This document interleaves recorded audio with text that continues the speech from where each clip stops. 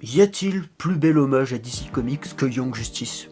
Alors oui, la question est rhétorique, mais je me la pose à chaque épisode depuis la saison 1, mais je pense que cette semaine, on peut l'affirmer, l'univers ciné DC Comics, même DC Comics tout court, devrait prendre des notes parce que ça, c'est l'univers DC qu'on aime.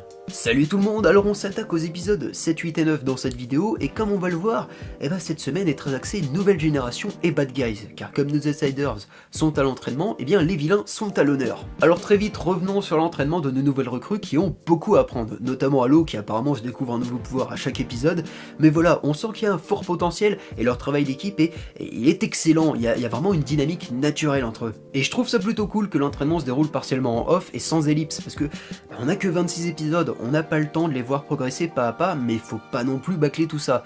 Là, la série, je trouve qu'elle a trouvé un juste milieu, et en plus, ça fait subtilement écho aux premières saisons.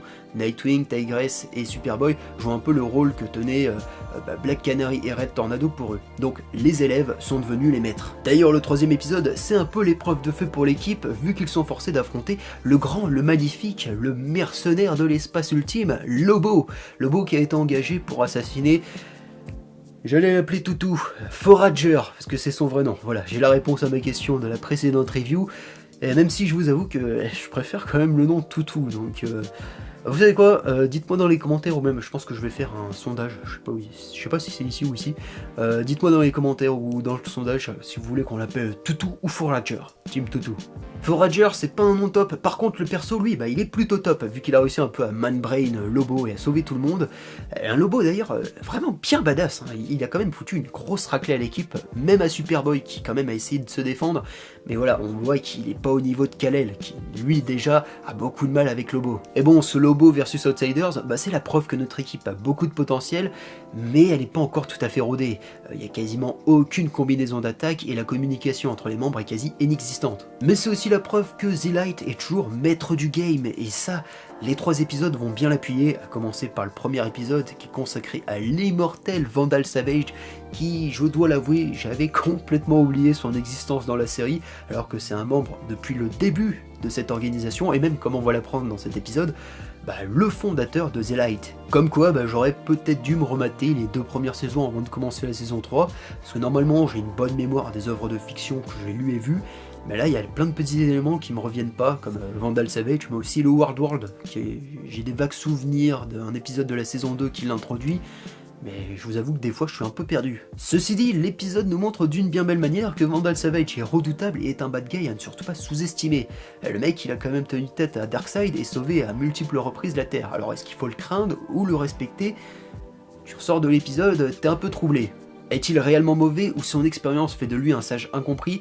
C'est un peu la question que pose l'épisode, et il a tellement vécu qu'on n'est plus à même à le juger, mais en tout cas tout le monde le craint, ce qui lui donne un petit côté Doctor Who je trouve.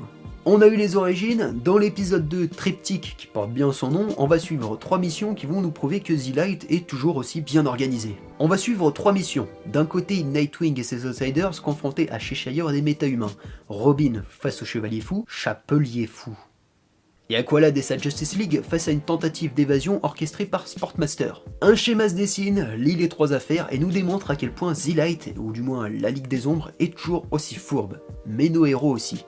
Et ça dérange Wonder Woman. Parce que quand on lui révèle toute cette organisation chapeautée par Batman, elle s'inquiète de ce qu'ils sont devenus. Et je suis d'accord sur certains points, mais je suis désolé Diana, la guerre c'est la guerre, et les premières saisons l'ont prouvé, tu peux pas la jouer à l'ancienne quand tes ennemis sont aussi bien organisés et ont toujours 6 coups d'avance sur toi. Et quand tu nous sors, oui, vous vous définissez comme l'anti-light, or l'opposé de la lumière, c'est l'obscurité et c'est pas ce qui nous représente, mais c'est débile comme argument. Tu joues sur les mots là, on dirait une politicienne ou une extrémiste de gauche comme de droite, même saleté, c'est ridicule. Et je suis en train de m'énerver avec un personnage de fiction, c'est tout aussi ridicule. C'est peut-être le défaut de l'épisode, la réaction de Diana n'est pas insensée et même nécessaire, mais je la trouve mal écrite et mal tournée.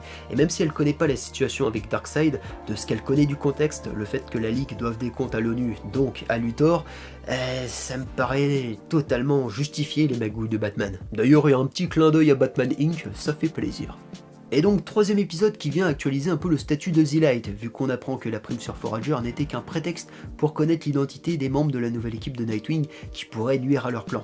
The Light qui a pas mal changé, comme on l'a vu dans l'épisode 6, Ra's al Ghul a quitté l'organisation, mais il n'est pas le seul, Brain et Black Manta sont absents, et ils ont été remplacés par déjà un gorille que je ne connais pas, apparemment c'est pas Gorille Agrod, ni le gorille de Brain, Deathstroke qui passe d'homme de main à tête de The Light, ce qui confirme un peu ce que je disais dans la précédente review, qu'il a succédé à Ra's al Ghul, et Mamie Bonheur qui a l'air totalement inoffensive dans cet épisode, mais il faut se rappeler que dans les comics c'est une vraie saloperie, elle a la tête des armées de Darkseid, et si elle est là c'est sûrement pour servir un peu de porte-parole, et on l'a vu d'ailleurs dans l'épisode, c'est elle qui est à l'origine de ces lunettes VR qu'on voit depuis le début de la saison. Ça sent le contrôle mental, ça sent les armées d'humains contrôlées par Darkseid, bref, elle va faire du sale. Lex Luthor, Deathstroke, Queen Bee, Clarion, Mamie Bonheur, Vandal Savage et un gorille, ouais j'ai dû utiliser une liste, une équipe qui a du potentiel mais qui, comme les Outsiders, est en train de renaître de ses cendres et obligée de faire un peu des sacrifices, et ça c'est Ocean Master qui en fait les frais. Et quels adieux! Alors je l'avais complètement oublié, mais Ocean Master était l'un des membres fondateurs de The Light, et il avait été déchu, il me semble, de son titre entre la saison 1 et la saison 2, on savait pas trop ce qu'il était devenu, s'il était mort ou non, mais c'était sous-entendu qu'il était prisonnier d'Atlantis après que son frère Aquaman ait compris que, voilà, il le menait en bateau. Jeu de mots. On va nous cacher son identité pendant tout l'épisode et nous faire croire même que c'est potentiellement un alien alors que non, perdu, c'est un Atlante, et son plan est simple, se venger de la Justice League en profitant d'une fête d'anniversaire où sont réunis les femmes et enfants des héros et tous les éliminer d'un coup. Pas de chance, ça va à l'encontre des plans de The Light qui ont pas trop envie d'avoir des héros fous furieux à la Injustice puissance 1000, et donc du coup ils vont envoyer leur nouvel assassin, Lady Shiva, qui va simplement décapiter Ocean Master. Scène très classe qui introduit Lady Shiva dans la série, est-ce la nouvelle Ra's al Ghul? Et qui prouve une nouvelle fois que cette saison 3 n'aurait jamais pu être diffusée sur Cartoon Network, car elle est beaucoup plus mature, sans être non plus une effusion de sang débile comme dans les films animés. Mais vous vous en doutez, ce que j'ai retenu moi, c'est la nouvelle génération, ces enfants de héros qu'on nous présente dans cet épisode, et après Damian la semaine dernière, c'est au tour de John, le fils de Clark et Lois, de faire son entrée dans Young Justice. Batman a un fils, Superman a un fils, Red Arrow a une fille, Flash Lightning et même Red Tornado ont des enfants. Est-ce que la série serait pas en train de préparer sa saison 4? Tu la vois pas, la petite ellipse là, où nos héros succéderaient à leur mentor et formeraient la nouvelle génération de Robin, de Superboy, de Kid Flash et compagnie? Ouais, ce serait pour moi la fin de série parfaite, la boucle serait bouclée. Et voilà, c'est la fin de cette review qui a dû se finir à l'ancienne caméra, donc voilà, je suis désolé de ce changement de qualité assez brusque. Mais voilà, n'hésitez pas à réagir sur ces épisodes dans les commentaires, n'hésitez pas à partager la bonne parole de Young Justice, et on se dit à très vite pour la review des derniers épisodes de cette première partie, de janvier de Young Justice Outsiders, et il n'y aura pas 3 mais 4 épisodes à critiquer, ça va être du bon. Allez, la bise à la prochaine, adios.